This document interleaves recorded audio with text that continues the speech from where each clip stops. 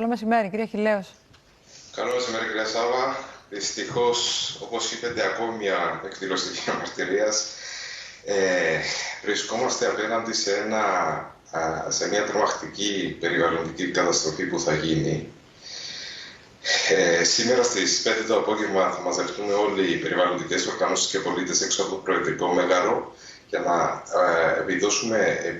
επιδώσουμε στον Πρόεδρο της Δημοκρατίας τις θέσεις της Ομοσπονδίας αναφορικά με το προτινόμενο τοπικό σχέδιο ΑΚΑΜΑ.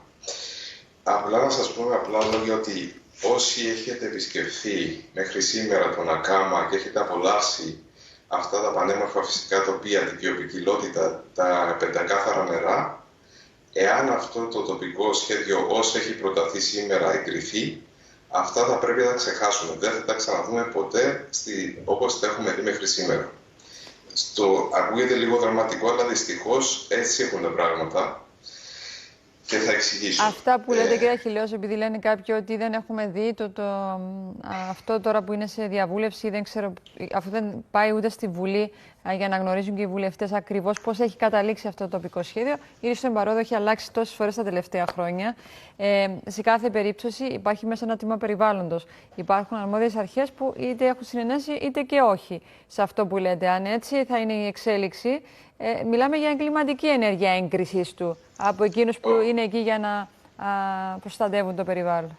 Όπως το έχετε πει, εγκληματική ενέργεια έγκρισης, να σας πω εμείς σαν Ομοσπονδία ότι συμμετέχουμε στις αρμόδιες επιτροπές της Βουλής αναφορικά με αυτό το θέμα. Ναι. Έχουμε κάνει επαφές με όλες τις αρμόδιες υπηρεσίες, τα Υπουργεία. Ο Πρόεδρος της Δημοκρατίας, παρότι θα το επιδώσουμε υπόμνημα, είναι ενήμερος για τις θέσεις της Ομοσπονδίας και είναι όλες τεκμηριωμένες επιστημονικά. Θα σας πω έτσι επιγραμματικά τι συμβαίνει. Τους τελευταίους 2 μήνες, ενώ είχαμε συμφωνήσει σε πάρα πολλά σημεία για τον ΑΚΑΜΑ, έχω αλλάξει όλα άρδιν, διότι αυτό συνεπάγεται για τον ΑΚΑΜΑ, αλλά και το ερώτημα γιατί έχουν αλλάξει. Οι αλλαγές που έχουν προταθεί στο τοπικό σχέδιο προνοούν τα εξής. Την ανάπτυξη μεμονωμένης κατοικίας μέχρι και 500 μέτρα από τις κοινότητες. Αυτό τι σημαίνει? Σημαίνει ότι οι επιχειρηματίες ανάπτυξης γης αύριο, με απλά λόγια, θα πάνε να χτίσουν επάβλεις για πώληση μέσα στον ΑΚΑΜΑ. Το τοπικό σχέδιο ως έχει σήμερα, με τις προτάσεις που έχουν γίνει από την πολεοδομία, προνοεί ότι θα επιτρέπονται αθλητικές αναπτύξεις, θα επιτρέπονται επισκέψεις με αγροκτήματα και θα επιτρέπονται αναπτύξεις κατά μήκος του οδικού δικτύου του ΑΚΑΜΑ. Είναι επισκέψιμα αγροκτήματα, πώς το έχουν ονομάσει? Επισκέψιμα αγροκτήματα, αλλά δεν διορίζουμε στην Κύπρο. Το πρόβλημα τι είναι? Εμείς δεν είμαστε ενάντια στην ανάπτυξη. Εμείς είμαστε όμως υπέρ της ανάπτυξης, η οποία γίνεται οργανωμένα, συλλογικά και είναι συμβατή με το φυσικό τοπίο και με τις περιοχές Natura. Μάλιστα. Εάν οι όροι αυτοί περάσουν ως έχουν στο τοπικό σχέδιο, το επισκέψιμο αγρόκτημα χωρίς οποιασδήποτε δικλείδες ασφαλείας και οι αθλητικές εγκαταστάσεις, τι σημαίνει με απλά λόγια? Σημαίνει ότι θα γίνει μια τεράστια τουριστική ανάπτυξη μέσα στον ΑΚΑΜΑ, από αυτές που έχουμε δει και σε άλλες περιοχές να γίνονται τεράστιες τουριστικές αναπτύξεις, οι οποίες, να τονίσω κιόλας το άλλο θέμα, είναι ότι δεν θα είναι προσβάσιμες για όλους τους πολίτες. Θα εξυπηρετούν και τους λίγους, δηλαδή πέρα από την περιβαλλοντική πτυχή υπάρχει και αυτή η πτυχή. Ναι. Όμως θα μείνουμε στο περιβάλλον.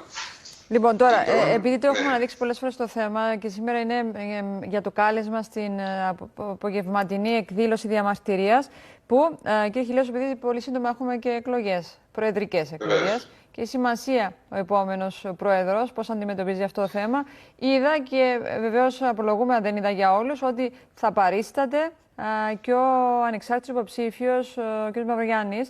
Δεν ξέρω αν έχετε ενημερωθεί και από άλλους. Η παρουσία και μόνο δηλεί ότι είναι υπέρ των θέσεων των περιβαλλοντικών οργανώσεων. Άρα όσοι έρθουν σήμερα θα είναι μια, αν θέλετε, ένδειξη για το τι προτίθεται να κάνουν για αυτό το ζήτημα. Ή κάνω λάθος? Ή θεωρείτε ότι θα έρθουν όλοι για προεκλογικούς σκοπούς? Σωστά τα λέτε. Εμείς σαν Ομοσπονδία θα κάνουμε και συναντήσεις με όλους τους υποψήφιους προέδρους. Θα συζητήσουμε τις θέσεις μας, γιατί θεωρούμε ότι τα περιβαλλοντικά θέματα πλέον είναι για μας υπαριθμό ένα στην ατζέντα της πολιτικής. Ναι. Επηρεάζουν τα πάντα στην Κύπρο και σε όλο τον κόσμο. Άρα είναι πολύ σημαντικό όλοι οι υποψήφοι πρόεδροι να γνωρίζουν τις θέσεις μας και να συμφωνήσουν με αυτές τις θέσεις. Έτσι, και επειδή το περιβάλλον και η κλιματική κρίση δεν σταματά. Να σας πω όμως ότι δυστυχώς ο πρόεδρος της Δημοκρατίας είναι ενήμερος για όλες τις θέσεις μας. Έχουμε πάει και σε συσκέψεις μαζί του. Οπότε βλέπουμε να υπάρχει υπάρχουν πολιτικά κίνητρα, υπάρχουν πολιτικές παρεμβάσεις όσον αφορά το τοπικό σχέδιο. Γι' αυτό έχουμε φτάσει εδώ που φτάσαμε σήμερα. Ναι. Λοιπόν, να δώσουμε ξανά στις 5 το απόγευμα, σήμερα, Τετάρτη, έξω από το Προεδρικό. Βεβαίως. Ωραία, ευχαριστώ πολύ. Κύριε Αχιλλέου, Εγώ καλή σας ευχαριστώ. συνέχεια. Καλό μεσημέρι. Γεια σας.